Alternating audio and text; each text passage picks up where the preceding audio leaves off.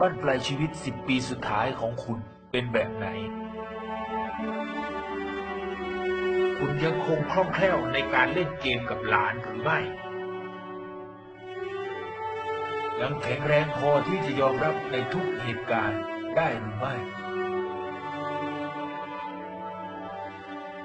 คุณจะสูงวัยด้วยสุขภาพที่แข็งแรงมีพลังหรือไม่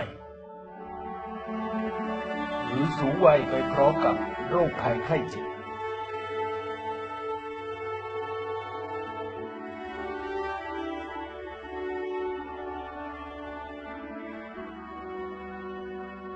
ถึงเวลาแล้วที่ต้องตัดสินใจ